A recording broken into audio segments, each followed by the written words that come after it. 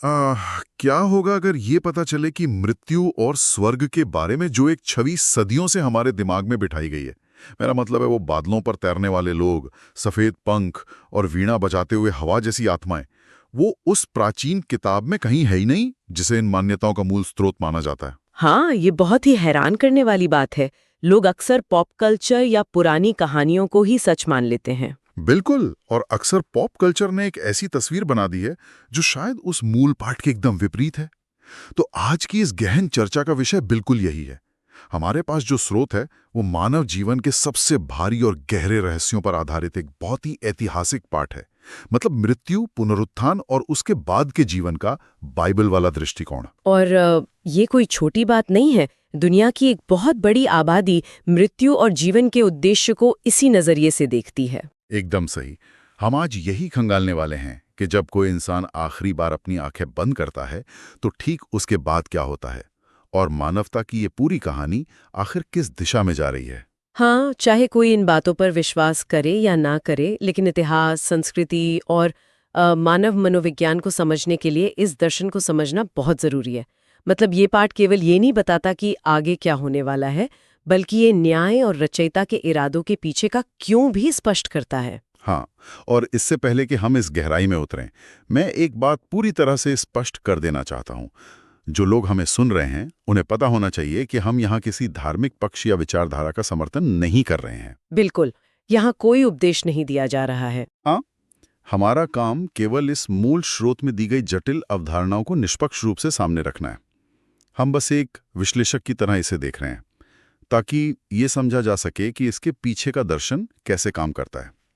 और इस स्रोत की सबसे दिलचस्प बात यह है कि ये कोई नीरस नियम पुस्तिका नहीं है।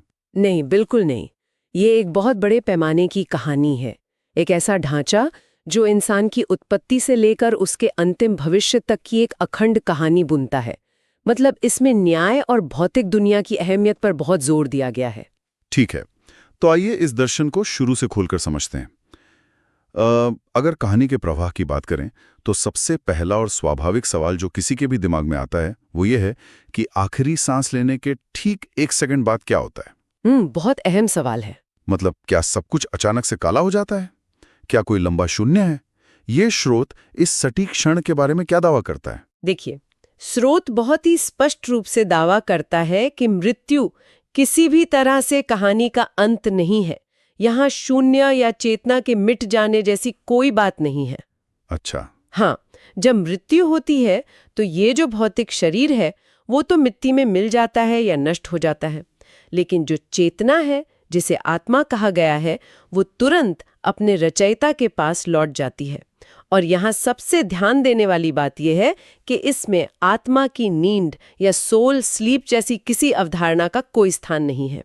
लेकिन एक मिनट रुकिए, इतिहास में कई ऐसी मान्यताएं रही हैं जहां माना जाता है कि मृत्यु के बाद इंसान एक तरह के वेटिंग रूम में चला जाता है। हाँ, कोमा जैसी स्थिति। हाँ, सदियों तक सोता रहता है जब तक कि अंतिम न्याय का दिन ना आ जाए। तो क्या ये पाठ उस विचार को पूरी तरह से खारिज करता है? पूरी तरह से खारिज करता है। ये एकदम तात्कालिक बदलाव है। स्रोत के अनुसार जो लोग इस रचयिता पर विश्वास करते हैं उनके लिए ये बदलाव तुरंत शांति देने वाला होता है।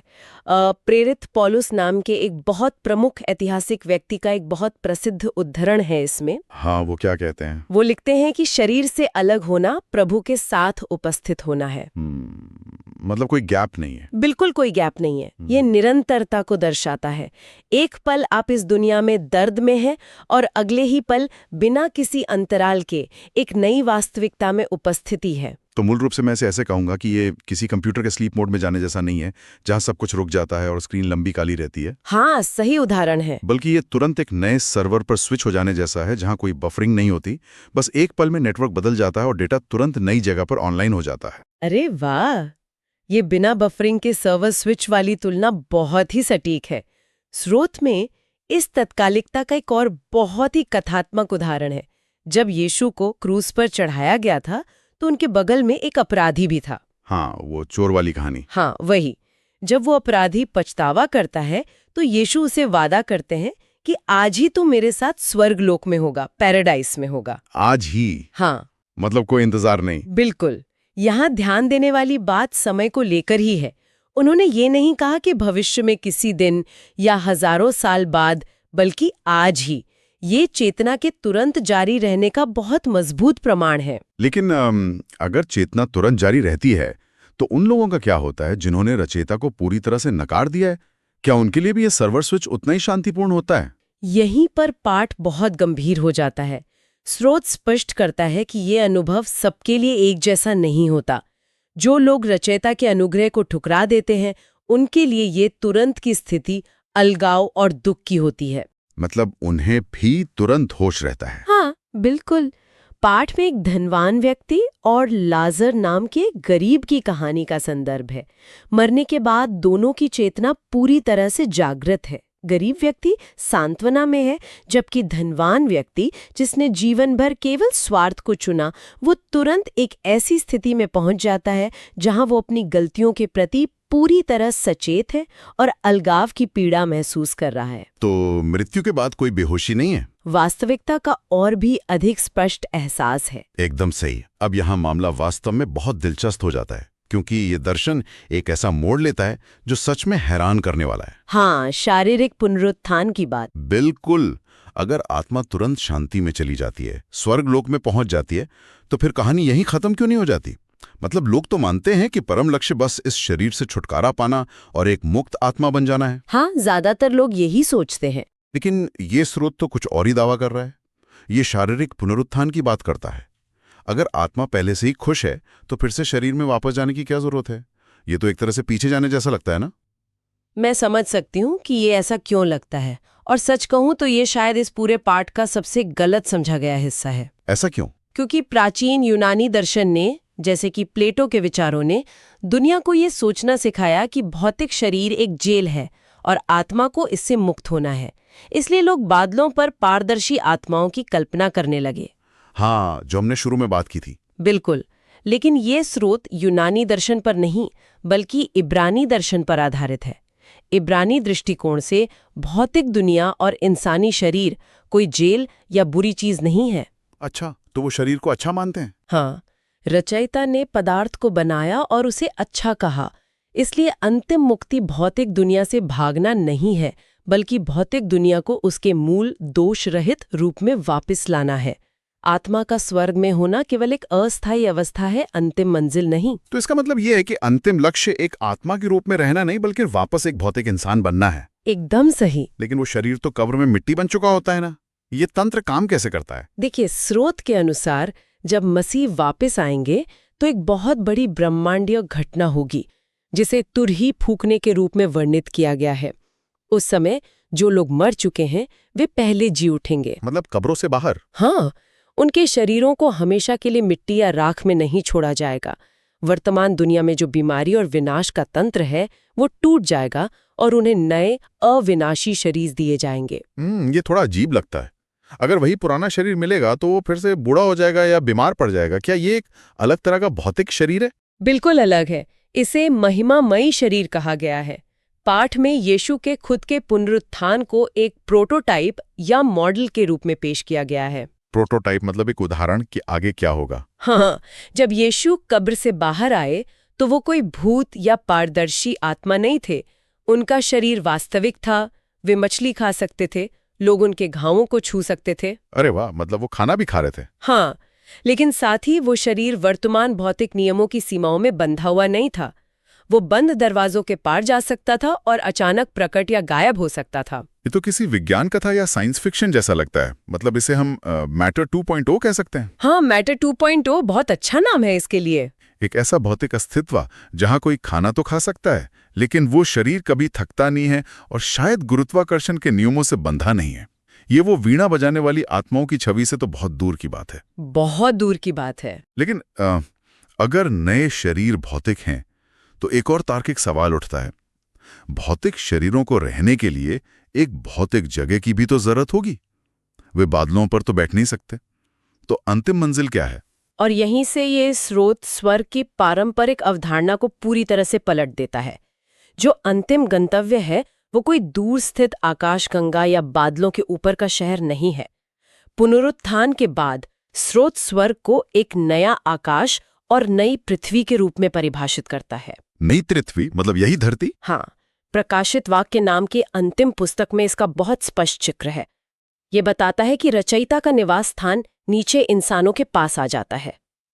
ये ब्रह्मांड को कचरे में फेंकने के बारे में नहीं है, बल्कि ये एक छुड़ाए गए और फिर से संवारे गए ब्रह्मांड का वर्णन है। तो यहाँ कोई पलायनवाद नहीं है, मतलब ऐसा नहीं है कि इंसान इस पृथ्वी को नष्ट करके किसी दूसरी जगह भाग रहा है, बल्कि स्वर्ग खुद इस पृथ्वी का नवीनीकरण कर रहा है। बिल्कुल। पाठ का वो एक बहुत प्रसिद्ध उदाहरण है ना, जहाँ लिखा है कि वो उनकी आंखों से सब आंसू पोंछ डालेगा और इसके बाद मृत्यु न रहेगी, क्योंकि पहली बातें जाती रहीं। हाँ, बहुत ही आशावादी चित्र है ये। लेकिन एक मिनट, यहाँ मुझे एक बहुत बड़ा तार्किक विरोधाभास नजर आता है। कैसा विरोधाभास? अगर रचयिता इतना प्रेम करने वाला है और वो इस पृथ्वी को फिर से एक आदर्श जगह बना रहा है जहां वो मानवता के साथ रहना चाहता है, तो फिर इस स्रोत में नरक या आग की झील का जिक्र क्यों है? क्या ये एक प्रेम करने वाले रचयिता के विचार से पूरी तरह मेल नहीं खाता? मैं समझ रही हूँ। मतलब ये तो किसी माफिया बॉस की तरह लगता है कि या तो मेरे साथ रहो या फिर हमेशा के लिए जलो। ये एक बहुत ही तीखा और जरूरी सवाल है, और सतह पर देखने से ये बिल्कुल वैसा ही लगता है जैसा आपने कहा। तो फिर इसका असली मतलब क्या है? देखिए, अगर हम इस दर्शन की गहराई में जाएं, तो जो नरक की अवधारणा है वो वास्तव में किसी क्रूर सजा के बारे में नहीं है। यहाँ जो बात सबसे आकर्षक है वो ये है कि ये आजाद इच्छा या फ्री विल के सर्वोच्च सम्मान पर आधारित है। फ्री विल के सम्मान पर कैसे? पाठ स्पष्ट रूप से कहता है कि नरक मूल रूप से इंसानों के लिए नहीं, बल्कि शैतान और उसके दूतों के लिए तैयार किया गया था। अगर वो इंसानों के लिए नहीं था, तो फिर इंसान वहां क्यों जाते हैं? क्योंकि रचयिता ने इंसानों को रोबोट नहीं बनाया। प्रेम कभी मजबूर नहीं किया जा सकता, उसे स्वतंत्र रूप से चुना जाना चाहिए। अच्छा। अगर कोई व्यक्ति अपना पूरा जीवन इस बात में बिता देता है कि उसे रचयिता से कोई मतलब नहीं है, वो उसके नियमों को ठुकराता है और कहता है कि मुझे अकेला छोड़ दो, तो अंत में रचयिता उस व्यक्ति की इस आजाद इच्छा का सम्मान करते हैं। लेकिन क्या सच में अंधकार में जाना कोई अपने आप चुनता है? कोई ऐसा विकल्प क्यों चुनेगा? इसे ऐसे समझना होगा, इस दर्शन के अनुसार रचयिता ही जीवन, प्रकाश और प्रेम का मूल स्रोत है। वो कोई ऐसी चीज नहीं देता जो उससे अलग हो। लॉजिकल है। तो जब कोई व्यक्ति ये चुनता है कि उसे रचयिता से पूरी तरह अलग होना है, तो वो वास्तव में प्रकाश और जीवन के स्रोत से दूर जा रहा है। और जब प्रकाश से पूरी तरह दूरी बना ली जाए, तो स्वाभाविक रूप से केवल अंधकार बचता है। बिल्कुल। जब जीवन के स्रोत से नाता टूट जाए, तो केवल मृत्यु और पीड़ा बचती है। ये कोई ऐसी सजा नहीं है जो बाहर से थोपी जा रही है। ये रचयिता से अलग होने का एक प्राकृतिक परिणाम है। तो मतलब नरक बाहर से थोपा गया कोई टॉर्चर चैम्बर नहीं है, ये अंदर से बंद किए गए एक दरवाजे की तरह है। एकदम सही। रचयिता क्रोध में आकर किसी को धक्के मारकर बाहर नहीं निकाल रहे हैं, बल्कि इंसान खुद उस दरवाजे को अंदर से बंद कर रहा है, क्योंकि वो उस प्रकाश के अधीन नहीं रहना चाहता। वो अपनी आज़ादी चाहता है और रचयिता उसे वो आज़ादी दे देते हैं। बिल्कुल। इसे एक महान दार्शनिक विचार के रूप में देखा जा सकता है। अंत में केवल दो तरह के लोग होते हैं, एक वे जो रचयिता से कहते हैं कि तेरी इच्छा पूरी हो, और दूसरे वे जिनसे रचयिता अंत में कहता है कि ठीक है, तुम्हारी इच्छा पूरी हो। वाह, तुम्हारी इच्छा पूरी हो, ये बहुत ही गहरी बात है। हाँ, ये पूरी तरह से चुनाव पर निर्भर करता है। अब यहाँ से ये चर्चा सबसे नाजुक और जटिल हिस्से की ओर मुड़ती है, बच्चों वाले हिस्से पर। हाँ, अगर इस पूरे ब्रह्मांडीय न्याय का आधार चुनाव करने की क्षमता और आजाद इच्छा पर टिका है, तो उन लोगों का क्या जो कभी चुनाव करने के काबिल ही नहीं थे? उन मासूम बच्चों और नवजात शिशुओं का क्या जिनका इस दुनिया में समय केवल कुछ पलों का था, जो अच्छे या बुरे का मतलब तक नहीं जानते थे? जब कोई परिवार ऐसे अकल्पनीय दुख से गुजरता है, तो उनके मन में यह सवाल जरूर आता होगा कि इस दर्शन के अनुसार उनका बच्चा कहाँ है? ये वास्तव में मानव अनुभव के सबसे दर्दनाक पहलुओं में से एक है। कोई भी दर्शन अगर इस सवाल का जवाब नहीं दे सकता, तो वो अधूरा है। बिल्कुल। और ये स्रोत इस पर बहुत गहराई और संवेदनशीलता के साथ बात करता है। पहला विचार जो लोगों के मन में आ सकता है वो ये है कि शायद इन बच्चों को बड़ा होने और चुनाव करने का एक दूसरा मौका मिलता होगा। हाँ, क्या ये पाठ पुनर्जन्म या दूसरे मौके का समर्थन करता है? नहीं, ये पाठ पुनर्जन्म को पूरी तरह नकारता है। ये स्पष्ट करता है कि इंसान को एक ही जीवन मिलता है। एक किताब है इसमें, इब्रानियों की किताब, उसमें स्पष्ट लिखा है कि इंसान को एक ही बार मरना है और उसके बाद न्याय होता है। ये तो बहुत कठोर लगता है। हाँ, सुनने में लगता है। अगर कोई दूसरा मौका नहीं है तो एक नवजात शिशु जिसने कभी रचयिता को चुनने या नकारने का फैसला ही नहीं किया, उसका न्याय कैसे होगा? यहीं पर पाठ एक बहुत ही खूबसूरत तंत्र सामने रखता है। बात ये है कि बच्चों को दूसरे मौके की जरूरत ही नहीं है। जरूरत ही नहीं है। हाँ, क्योंकि वे तुरंत रचयिता के अनुग्रह की बाहों में सुरक्षित हो जाते हैं। लेकिन एक मिनट, इस दर्शन में मूल पाप या ओरिजिनल सिन की भी तो एक अवधारणा है ना, कि हर इंसान एक टूटे हुए संसार में जन्म लेता है। हाँ, है। तो क्या इसका मतलब यह है कि एक बच्चा जन्म से ही पापी या दोषी है?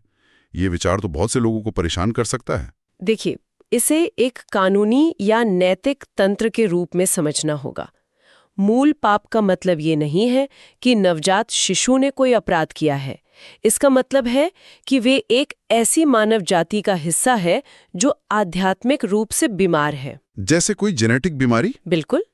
जैसे कोई बच्चा किसी आनुवंशिक बीमारी के साथ पैदा हो सकता है या किसी युद्धग्रस्त देश में पैदा हो सकता है। वो स्थिति उसकी गलती नहीं है, लेकिन वो उससे प्रभावित है। हाँ, ये समझ आता है। हालांकि न्याय हमेशा क्षमता और सचेत विद्रोह के आधार पर होता है। एक नवजात शिशु के पास कोई सचेत पाप नहीं होता जिसके लिए उसे पश्चाताप करने की आवश्यकता हो। तो मतलब वे उस स्थिति तक नहीं पहुंचे हैं जिसे अक्सर जवाबदेही की उम्र या एज ऑफ अकाउंटेबिलिटी कहा जाता है। एकदम सही। जब तक कोई इंसान उस नैतिक समझ तक नहीं पहुंचता जहां वो जानबूझकर अच्छाई को ठुकराकर बुराई को चुन सके, तब तक वो रचयिता के अनुग्रह के छाते के नीचे पूरी तरह सुरक्षित रहता है। न्याय हमेशा समझ के अनुपात में होता है। हाँ, स्रोत में इसके कुछ बहुत ही शक्तिशाली ऐतिहासिक प्रमाण भी दिए गए हैं ना। प्राचीन इजराइल के राजा दाऊद की कहानी इसका सबसे ज्वलंत उदाहरण है। हाँ, वो बहुत ही भावुक प्रसंग है। जब दाऊद के नवजात बेटे की मृत्यु होती है तो कोई भी उम्मीद करेगा कि राजा शोक में डूबकर अपना मानसिक संतुलन खो देगा। लेकिन दाऊद एक बहुत गहरी बात कहता है। वो कहता है कि क्या मैं उसे फिर लौटा ला सकता हूं? मैं तो उसके पास जाऊंगा, परंतु वो मेरे पास लौटना आएगा। ये एक बहुत ही असाधारण दावा था। ये केवल एक पिता का अपनी भावनाओं को दिलासा देना नहीं था। दाऊद को पूरा यकीन था कि उसका बच्चा सुरक्षित है। उसे पता था कि बच्चा किसी अंधेरी जगह में नहीं भटक रहा है। बिल्कुल। दाऊद को इस बात का पूर्ण आश्वासन था कि वो मृत्यु के बाद अपने बच्चे से मिलेगा। और एक और बहुत ही दिलचस्प कानूनी संदर्भ भी मिलता है पुरानी किताबों में। वहां एक पूरी पीढ़ी को उनके विद्रोह के लिए सजा मिल रही थी, लेकिन पाठ स्पष्ट रूप से उन बच्चों को सजा से बाहर कर देता है जो ना तो भला जानते और ना बुरा। हाँ, ये साफ दिखाता है कि रचयिता का न्याय अंधा नहीं है, वो मासूमियत को पहचानता है। और अगर हम इसे बड़ी तस्वीर से जोड़ें तो इसका सबसे बड़ा प्रमाण खुद यीशु के शब्दों में मिलता है। उन्होंने बच्चों के बारे में क्या कहा था? जब लोग अपने छोटे बच्चों को उनके पास ला रहे थे तो शिष्य उन्हें ये सोचकर रोक रहे थे कि इतने बड़े गुरु के पास बच्चों के लिए समय नहीं होगा। तब यीशु ने बहुत ही सख्त लहजे में कहा था कि बालकों को मेरे पास आने दो, क्योंकि स्वर्ग का राज्य ऐसो ही का है। स्वर्ग का राज्य ऐसो ही का है, ये कोई छोटी बात नहीं है। बिल्कुल नहीं। अगर राज्य उनका ही है, पर इसका मतलब है कि उनके लिए दरवाजे हमेशा खुले हैं। उन्हें किसी योग्यता की परीक्षा पास करने की जरूरत नहीं है। तो इस सब का वास्तव में क्या मतलब है? जो माता पिता उस अकल्पनीय शोक से गुजर रहे हैं, उनके लिए ये पाठ क्या निष्कर्ष निकालता है? निष्कर्ष ये है कि जिस पल वो मासूम बच्चा इस दुनिया में अपनी आंखें बंद करता है, बिना किसी बफरिंग या वेटिंग रूम के, वो तुरंत एक ऐसी जगह अपनी आंखें खोलता है जहां उसे पूर्ण रूप से सुरक्षित रखा गया है, सीधे प्रकाश में। हाँ, और जैसा कि हमने पहले शारीरिक पुनरुत्थान के बारे में चर्चा की, उस अंतिम महान दिन पर उस बच्चे को भी एक महिमामयी, पूर्ण रूप से विकसित और अविनाशी भौतिक शरीर मिलेगा। उन परिवारों के लिए ये एक बहुत ही ठोस आशा है कि मृत्यु कोई दीवार नहीं है जो उन्हें हमेशा के लिए अलग कर दे। ये सच में एक बहुत ही स्पष्ट और गहरी सांत्वना है।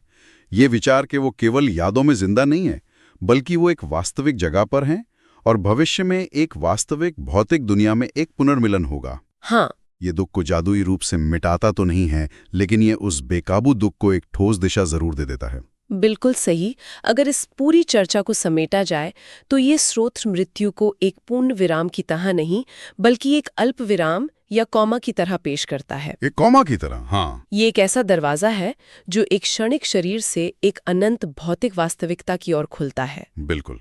हमने देखा कि कैसे चेतना तुरंत जारी रहती है, कैसे शारीरिक पुनरुत्थान पदार्थ को एक नया अर्थ देता है और कैसे आज़ाद इच्छा का सम्मान होता है। आज की इस तेज रफ्तार दुनिया में जहां लोग हर दिन सूचनाओं के शोर में खोए रहते हैं, ऐसे प्राचीन ग्रंथों का विश्लेषण करना सच में बहुत आंखें खोलने वाला होता है। हाँ, और ये केवल मरने के बाद की बात नहीं है, ये हमारे वर्तमान जीवन को देखने का नजरिया भी बदल देता है। एकदम सही। और इसी बात पर एक बहुत ही विचारोत्तेजक सवाल के साथ हम आज की चर्चा को समाप्त करेंगे। जो लोग सुन रहे हैं वो जरा इस पर गौर करें। अगर इस प्राचीन स्रोत के अनुसार हमारा अंतिम भविष्य बादलों पर तैरती हुई आत्माओं के रूप में नहीं है, बल्कि एक वास्तविक भौतिक नई पृथ्वी पर भौतिक शरीरों में है, तो क्या इस विचार से हमें इस वर्तमान भौतिक दुनिया, प्रकृति और अपने खुद के शरीर की देखभाल करने के नजरिए को पूरी तरह से नहीं बदल देना चाहिए? बहुत गहरा सवाल है। अगर भौतिक दुनिया को हमेशा के लिए संवारा जाना है, तो आज हम इसके साथ कैसा व्यवहार कर रहे हैं? अगर पदार्थ हमेशा के लिए मायने रखता है, तो उसे आज कचरे की तरह नहीं देखा जा सकता। खैर, आज की इस गहन चर्चा में बस इतना ही। हाँ, ये सोचने के लिए एक बहुत अच्छा पॉइंट है। आशा है कि इस सफर ने आपको इन विचारों को देखने का एक नया नजरिया दिया होगा। अपनी खोज जारी रखिए, कठिन सवाल पूछते रहिए और अगली बार हम एक नई चर्चा के साथ फिर से गहराई में उतरेंगे।